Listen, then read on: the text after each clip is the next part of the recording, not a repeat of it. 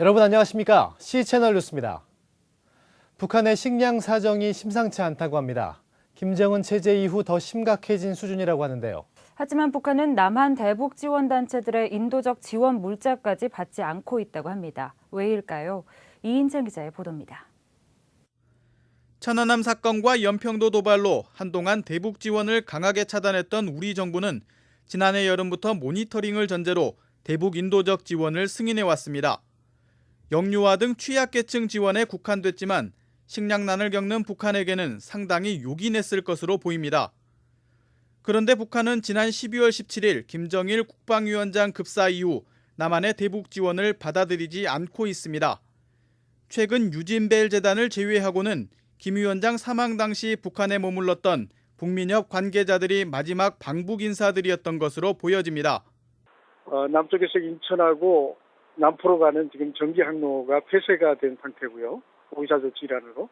그리고 지금 현재 육로로는 우리가 개성을 통해서 보내줘야 되는데 그 모든 길들이 지금 현재 막혀 있는 상태라고 보시면 되겠습니다. 북한의 이런 태도는 김 위원장 장례 일정 중 남한 정부가 조문단 파견을 불허한 데 대한 반발이 지금까지 이어져 온 것으로 볼 수 있습니다.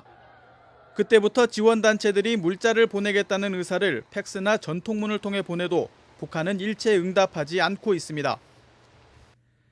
또 김일성 주석 100회 생일인 지난달 15일 태양절 행사를 전후로 강성대국을 선포하려 했던 것도 외부와의 지원을 의식적으로 차단한 중요한 원인으로 분석되고 있습니다.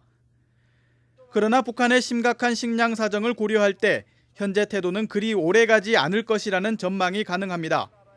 반면 남북 당국 간 대화 의지가 없는 지금의 상황에서 지원 재개는 다음 정부에서나 가능할 것이라는 의견도 있습니다. 지원단체들의 방북, 이것은 당분간 연기된 것이 아닌가 이렇게 보입니다. 그런 측면을 봤을 때 조만간에 북한 또 그 남측과의 그 NGO 단체들과의 교류협력 다시 시작되지 않을까 전망해 봅니다.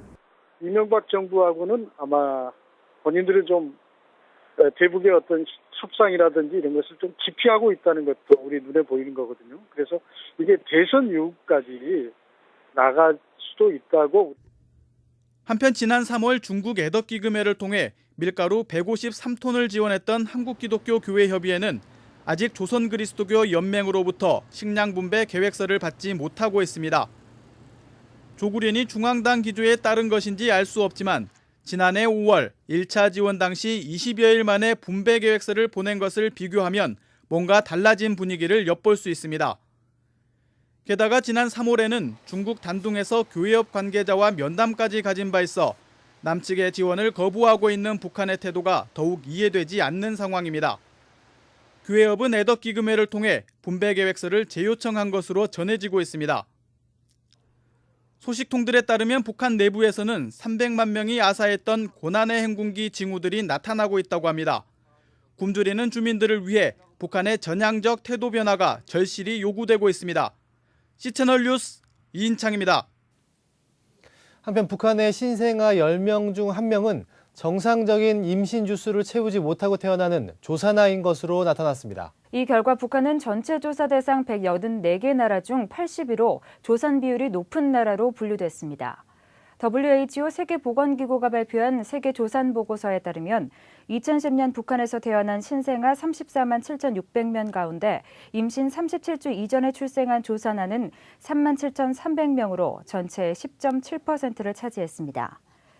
또 조산아 가운데 7%인 2,700명은 조산으로 인한 합병증으로 숨진 것으로 파악됐습니다. 한편 조산아 출산율이 가장 낮은 나라는 동유럽의 벨라루시로 4.1%였고 가장 높은 나라는 아프리카 말라위로 18.1%를 기록했습니다.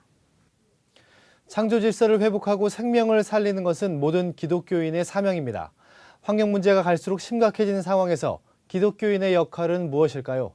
서정민 기자의 보도입니다.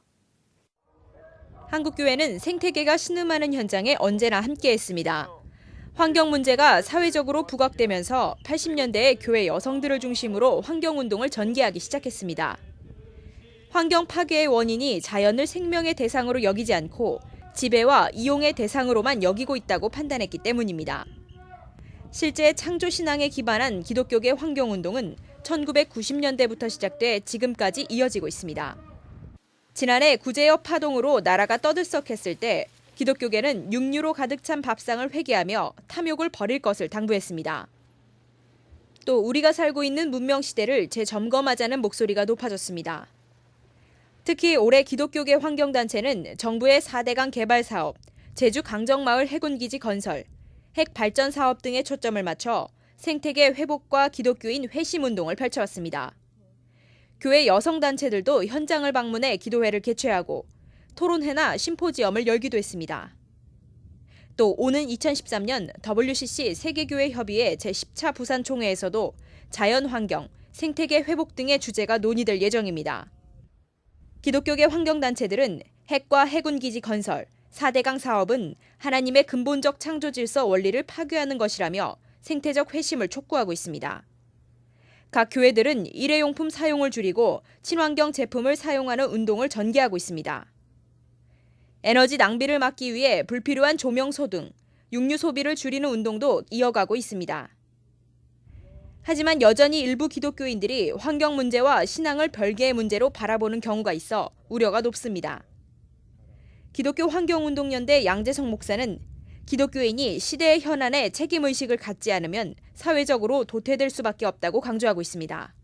저희는 정말 고난의 아픔에 함께하고 또 격려하고 지지하고 그래서 그 고난 속에서 신음하고 있는 하나님의 선한 역사를 우리가 함께 맛보고 일으켜 세우려고 합니다. 또 일부 기독교인들이 성경 말씀 창세기 1장 28절에 기록된 땅을 정복하라는 구절을 잘못 이해하고 있다는 지적입니다. 하나님께서는 창조 질서에 따라 세상을 만드셨고 인간에게 다스릴 권한을 주셨습니다. 하지만 이는 생태계를 파괴하며 착취하라는 의미가 아닌 생명과 환경을 돌보고 지키라는 뜻을 내포하고 있습니다. 피조물을 사용하는 건 역시 생태계를 위한 역할로 봐야 한다는 것입니다. 교회가 생태계 회복을 외치며 시위를 하거나 적극적 행동을 보일 때마다 일각에서는 눈살을 찌푸리는 경우도 있습니다. 그러나 창조질서 회복의 사명이 하나님께로부터 온 것임을 명심할 때 환경을 보호하기 위한 기독교인의 역할은 지금보다 더 적극적일 필요가 있어 보입니다. C채널 뉴스 서정민입니다. 쌍용 자동차가 지난달 9일 신규 채용 계획을 밝힌 것으로 알려졌습니다. 이에 대해 참여연대는 고용노동부의 86 노사합의 불이행에 대한 지도감독 현황 질의서를 발송했습니다. 참여연대는 질의서를 통해 최근 쌍용 자동차가 채용 공고를 낸 것은 회사 사정이 지속적으로 좋아짐을 의미함에도 불구하고 지난 2009년 8월 6일 이뤄낸 노사 합의를 이행하지 않고 있다고 비판했습니다. 참여연대가 밝힌 바에 따르면 지난 8월 6일 체결된 노사 합의에는 당시로부터 1년 뒤 생산 물량에 따라 무급휴직자의 순환근무, 희망퇴직자, 영업직 전직자 등을 새 인력 채용에 포함하고 있습니다. 참여연대는 쌍용자동차의 이 같은 행위가 근로기준법 제25조 우선 재고용과 노동조합 및 노동관계조정법 제92조 등을 위반한 것이라고 강조했습니다. 참여연대는 노동관계법 준수 여부를 지도 감독할 고용노동부가 쌍용차에 대해 어떤 조치를 내렸는지 공개 질의서를 통해 요구했으며 정부 당국의 조속한 사태 해결을 촉구했습니다. 교단 설립 100주년 기념 사업을 진행하고 있는 대한예수교장로회 합동총회가 오는 14일부터 2박 3일간 부산 수영로교회에서 전국 목사장로 대회를 개최합니다. 역대 최대 규모로 목사와 장로 만여 명이 참석할 전망입니다. 100주년 기념 사업 일환으로 준비된 이번 목사장로 대회는 100년의 은혜 감사, 100년의 비전 비상을 주제로 진행됩니다. 첫날에는 개회 예배, 저녁 집회와 함께 오페라 손양원 갈라 콘서트도 열립니다. 또 커버넌트 신학교 브라이언 채플 총장과 웨스트민스터 신학교 피터 릴백 총장, 이어령 이화여대 석좌 교수가 특별 강의를 하며 말씀, 교회, 국가와 사회, 열방, 문화, 다음 세대 등 6개 트랙별 세미나도 3차례 진행됩니다. 대회 마지막 날에는 농어촌 도시개척교회 교역자들이 대마도를 방문해 한일 목회자 기도회를 가질 예정입니다. 한편 목사장로 대회는 49년째 이어져 온 합동총회의 대표적인 행사입니다. 장로회 신학대학교가 개교 111주년을 맞아 광나루 반세기 건축 이야기 전시회를 열었습니다. 장신대 캠퍼스 조성에 대한 역사 자료들을 한 곳에 모았습니다. 전시회에는 1960년 미국 교회 헌금으로 지어진 본관 건물과 남자기숙사, 1961년 지어진 교수 사택뿐 아니라 한경지 기념예배당과 이상조 기념도서관, 세계교회 협력센터 등 건축에 대한 자료들이 소개됐습니다. 1921년 평양예수교 장로회 신학교와 평양여성고등성경학교 인면도도 전시됐습니다. 전시회엔 사진과 신문기사, 인쇄물은 물론 철거된 옛 건물에서 나온 유물과 교계 원로들의 육성이 담긴 회고 영상도 상영됩니다. 장신대는 전시 자료들을 스마트폰 앱으로 만들어 동문과 재학생, 교인들에게 보급할 예정이라고 밝혔습니다. 박물관장 임희국 교수는 성도들의 눈물과 기도로 장신대가 벽돌 한 장 한 장을 쌓았다며 이번 전시회에서 하나님의 은혜가 전해지길 바란다고 했습니다. 전시회는 오는 15일까지 장신대 마펫 기념관에서 열립니다. 세계선교 중심 채널을 지향하는 C채널이 미주 지역 한인방송 MCTV와 업무 협력 체결식을 갖고 상호 협력 관계를 이어가기로 했습니다.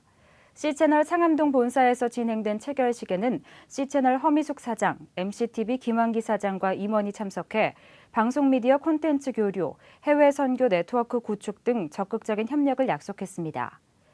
C채널 허미숙 사장은 첫 해외 한인방송과의 업무 협력 체결이기 때문에 의미가 깊다며 앞으로 C채널은 MCTV와의 교류를 통해 미주 지역의 방대한 전파망에 첫 발걸음을 내딛게 될 것이라고 강조했습니다.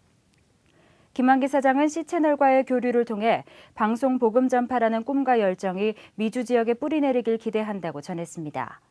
또한 자신의 20년 노하우 경험을 C채널과 나누겠다고 밝혔습니다. 이 밖의 주요 뉴스와 날씨를 전해드립니다. 한국정신대문제대책협의회가 한중일 정상회담에서 일본군 위안부 해결책 제시를 유보한다는 일본 정부에 대해 규탄 성명서를 발표했습니다. 정대협은 위안부 문제 해결을 염원하는 시민들과 함께 11일까지 주한 일본 대사관 앞에서 1인 시위를 진행하겠다고 밝혔습니다. 평화재단 평화연구원이 오는 22일 중국의 부상과 주요국의 대응 전략을 주제로 54차 전문가 포럼을 개최합니다. 국가안보전략연구소 이수형 연구위원이 미중 강대국과 남북한 한반도 정치를 주제로 발표할 예정입니다. 뉴질랜드 파머스턴 노스 세인트 피터 영국 성공회 성당의 벽장 밑바닥에서 400년이 된 성경이 발견됐습니다. 성경은 1616년 출판된 희귀본 킹 제임스 성경으로 세계에 몇 권 남아있지 않은 성경 중 하나이며 남반구에는 유일한 것으로 알려지고 있습니다. CCC 한국대학생선교회가 오는 12일부터 열리는 여수 세계박람회에서 107개국 참가자들을 대상으로 영화 예술을 배포합니다. 영화는 막달레나, 스포츠 간증 DVD 등 다양한 버전의 영화 예수 50만 장을 전 세계 참가자들에게 배포할 계획이며 초중고등학생들에게 예수 영화를 보급할 계획입니다. 날씨입니다. 이번 주말에는 전라 제주 지역에 비 소식이 있습니다. 그 밖의 지역은 구름만 많은 가운데 대체로 맑겠습니다. 당분간 내륙 지방을 중심으로 낮과 밤의 기온차가 크겠고 동해안 지방에는 저온 현상이 나타나겠습니다. 건강은 물론 농작물 관리에도 유의하시기 바랍니다. 아침 기온은 강릉과 춘천에서 9도를 기록하겠고 그 밖의 지역은 평균 13도의 분포를 보이겠습니다. 낮 최고 기온은 광주 24도, 부산 18도까지 오르겠습니다. 바다의 물결은 동해상에서 2에서 4m로 높게 일다 낮아지겠고 그 밖의 해상은 1에서 2m로 일겠습니다. 주간 날씨입니다. 주일에는 제주도와 남해안에 비 소식이 있습니다.